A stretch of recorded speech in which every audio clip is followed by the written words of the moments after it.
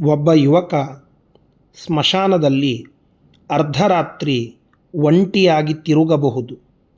ಆದರೆ ಆಫೀಸರ್ನ ಬಳಿ ರಜೆ ಕೇಳಲು ಹೆದರಬಹುದು. ಒಬ್ಬ ಯುವತಿ ತನಗೆ ಕಿರುಕುಳ ನೀಡುತ್ತಿರುವ ಮೇಲಧಿಕಾರಿಯ ಮೇಲೆ ಕೋರ್ಟಿನಲ್ಲಿ ಕೇಸ್ ಹಾಕಬಹುದು. ಮನೆಯಲ್ಲಿ ಮಗನ ವಿದ್ಯಾಭ್ಯಾಸದ ವಿಷಯದಲ್ಲಿ ಆತಂಕಗೊಂಡು ಆರೋಗ್ಯವನ್ನು ಹಾಳು ಮಾಡಿಕೊಳ್ಳಬಹುದು. ಈ ವ್ಯತ್ಯಾಸಗಳನ್ನು ಗಮನಿಸಿ.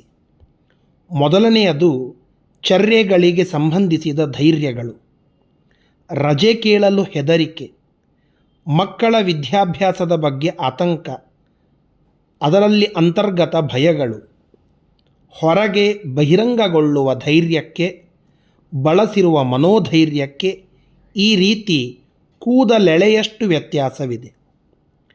ಮೇಲ್ನೋಟಕ್ಕೆ ತುಂಬ ಧೈರ್ಯವಂತರಾಗಿ ಕಾಣುವವರು ಸಮಸ್ಯೆ ಬರುತ್ತಿದ್ದಂತೆ ಮನೋಧೈರ್ಯವಿಲ್ಲದೆ ಕುಗ್ಗಿ ಹೋಗುವುದನ್ನು ಗಮನಿಸಬಹುದು. ಸುಮಾರು 25 ವರ್ಷಗಳ ಹಿಂದೆ ಒಂದು ಕುಟುಂಬ ಜೀವನೋಪಾಯಕ್ಕಾಗಿ ಅಮೇರಿಕಾದಿಂದ ಆಸ್ಟ್ರೇಲಿಯಾಗೆ ಬಂತು. ಅವರಿಗೆ ಒಬ್ಬ ಸುಂದರ ಮಗನಿದ್ದ. ಯೌವನದಲ್ಲಿ ಅವನು ತುಂಬ ಆಕರ್ಷಕನಾಗಿದ್ದ. ಸರ್ಕಸ್ನಲ್ಲಿ ಟ್ರಾಪೆಜಮ್ ಆರ್ಟಿಸ್ಟ್ ಆಗಿ ಸೇರಬೇಕೆಂದು ಅವನ ಅಭಿಲಾಷೆ.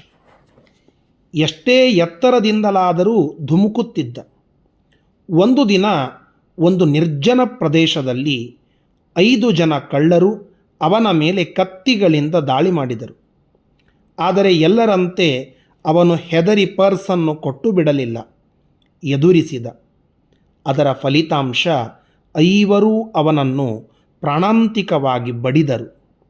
ಅರ್ಧ ಗಂಟೆಯ ನಂತರ ಅಲ್ಲಿ ಗಸ್ತು ತಿರುಗುತ್ತಿದ್ದ ಪೊಲೀಸರು ರಸ್ತೆಯಲ್ಲಿ ರಕ್ತದ ಮಡುವಿನಲ್ಲಿ ಬಿದ್ದಿದ್ದ ಅವನನ್ನು ನೋಡಿ ಶವವೆಂದುಕೊಂಡು ಮಾರ್ಚುರಿಗೆ ತೆಗೆದುಕೊಂಡು ಹೋದರು. ಅಲ್ಲಿ ಡಾಕ್ಟರ್ಗಳು ಇದಕ್ಕೆ ಒಂದಿಷ್ಟು ಪ್ರಾಣವಿದೆ ಎಂದು ಕಂಡುಹಿಡಿದರು. ಹೊಸದಾಗಿ ಸೇರಿದ್ದ ನರ್ಸ್ ಅವನ ಆಕೃತಿಯನ್ನು ನೋಡಿ ಎಚ್ಚರ ತಪ್ಪಿದಳು. ಅವನ ಮುಖದ ಸ್ಥಾನದಲ್ಲಿದ್ದ ರಕ್ತದ ಮುದ್ದೆ, ಮೂಗು ತೂಗಾಡುತ್ತಿತ್ತು.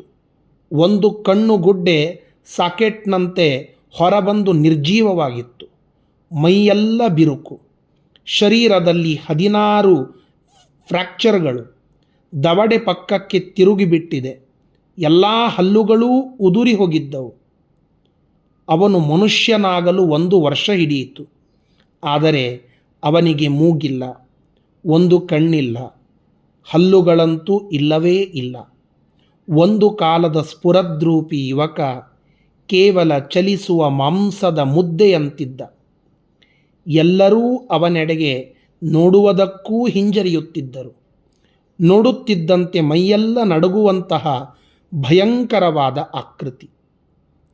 ಎಲ್ಲೂ ಕೆಲಸ ಸಿಗಲಿಲ್ಲ. ಕೊನೆಗೆ ಯಾವ ಕಂಪನಿಯಲ್ಲಿ ಸುಂದರವಾದ ಟ್ರಪೆಜ್ ಆರ್ಟಿಸ್ಟ್ ಆಗಿ ಕೆಲಸ ಮಾಡಬೇಕೆಂದಿದ್ದನೋ ಆ ಕಂಪನಿಯಲ್ಲಿ ಸರ್ಕಸ್ ಫೀಟ್ಗಳನ್ನು ಮಾಡಬೇಕಾಗಿ ಬಂತು. ಸರ್ಕಸ್ನಲ್ಲಿ ಪ್ರೇಕ್ಷಕರಿಗೆ ಅವನನ್ನು a man with no face ಎಂದು ಅನೌನ್ಸ್ ಮಾಡುತ್ತಿದ್ದರು. ಹಾಗೆ ನೋಡಿದರೆ ಅಲ್ಲಿ ಯಾರೂ ಅವನನ್ನು ಒಬ್ಬ ಮನುಷ್ಯನಂತೆ ಗುರುತಿಸುತ್ತಿರಲಿಲ್ಲ. ಸರಿಯಾದ ಊಟವಿಲ್ಲ, ಊಟವಿದ್ದರೂ ತಿನ್ನಲು ಹಲ್ಲುಗಳಿರಲಿಲ್ಲ, ಅದನ್ನು ಕಟ್ಟಿಸಿಕೊಳ್ಳಲೂ ಹಣವಿರಲಿಲ್ಲ. ಇಷ್ಟು ನಡೆದರೂ ಅವನು ತನ್ನ ಚಿಕ್ಕಂದಿನ ಅಭ್ಯಾಸಗಳನ್ನು ಬಿಡಲಿಲ್ಲ. ಬಿಡುವು ಸಿಕ್ಕಿದಾಗಲೆಲ್ಲ ಚರ್ಚ್ಗೆ ಹೋಗಿ ಪ್ರಶಾಂತವಾಗಿ ಕುಳಿತುಕೊಳ್ಳುತ್ತಿದ್ದ. ಗಂಟೆಗಟ್ಟಲೆ ಧ್ಯಾನದಲ್ಲಿ ತಲ್ಲೀನನಾಗುತ್ತಿದ್ದ. ದಾನ ಧರ್ಮಗಳನ್ನು ಮಾಡುತ್ತಿದ್ದ. ಹೀಗೆ 2 ವರ್ಷ ಕಳೆಯಿತು. ಅವನನ್ನು ಪ್ರತಿದಿನವೂ ನೋಡುತ್ತಿದ್ದ ಚರ್ಚ್ ಫಾದರ್ಗೆ ಅನುಕಂಪ, ಅಭಿಮಾನ ಮೂಡಿತು. ಮನುಷ್ಯ ಸ್ವರೂಪವನ್ನು ಕಳೆದುಕೊಂಡರೂ ಈ ರೀತಿಯ ಬದುಕು ನಡೆಸುತ್ತಿದ್ದ ಅವನಿಗೆ ಸಹಾಯ ಮಾಡೋಣವೆಂದುಕೊಂಡ. ಆಸ್ಟ್ರೇಲಿಯಾದ ಪ್ರಮುಖ ಪ್ಲಾಸ್ಟಿಕ್ ಸರ್ಜನ್ ಆ ಫಾದರ್ಗೆ ಆಪ್ತ ಮಿತ್ರ. ಡೆಂಟಿಸ್ಟ್ ಖರ್ಚುಗಳನ್ನು ಚರ್ಚ್ ಭರಿಸಿತು. ಅವನ ಮುಖದ ಮೇಲೆ 6 ತಿಂಗಳ ಕಾಲ 8 ಆಪರೇಷನ್ ನಡೆಯಿತು. ಗಾಜಿನ ಕಣ್ಣನ್ನು ಅಳವಡಿಸಿದರು. ದವಡೆಯ ವಕ್ರವನ್ನು ಸರಿಪಡಿಸಿ ಒಂದು ರೂಪವನ್ನು ನೀಡಿದರು. ಕ್ರಮೇಣ ಅವನಿಗೆ ಒಂದು ಆಕಾರ ಬಂತು.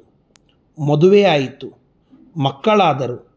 ಅವನೇ ಕಥಾನಾಯಕನಾಗಿ ಮೇಲಿನ ಘಟನೆಯನ್ನು ಆಧರಿಸಿ a man without a face ಎಂದು ಸಿನಿಮಾ ತೆಗೆದರು. ಹಿಟ್ಟಾಯಿತು. ಆಮೇಲೆ ಸಾಲಾಗಿ super duper hits Mad Max, Braveheart, Lethal Weapon ಸಿನಿಮಾಗಳು ಬಂದವು. ಅವನಾರೆಂದು ನಿಮ್ಮಲ್ಲಿ ಕೆಲವರಿಗೆ ತಿಳಿದೇ ಇರುತ್ತದೆ. ಅವನು ಹಾಲಿವುಡ್ ನಂಬರ್ 1 ನಟ ಮೆಲ್ ಗಿಬ್ಸನ್. $10 ಮಿಲಿಯನ್ ಅಧಿಪತಿ. ಈಗಲೂ ಅವನು ಬಿಡುವಿನ ವೇಳೆಯಲ್ಲಿ ಅದೇ ಚರ್ಚ್ ಹತ್ತಿರ ದಾನ ಧರ್ಮಗಳನ್ನು ಮಾಡುತ್ತಾ ಕಾಣುತ್ತಿರುತ್ತಾನೆ. ಮನೋಧೈರ್ಯವೆಂದರೆ ಇದೇ ಅಲ್ಲವೇ?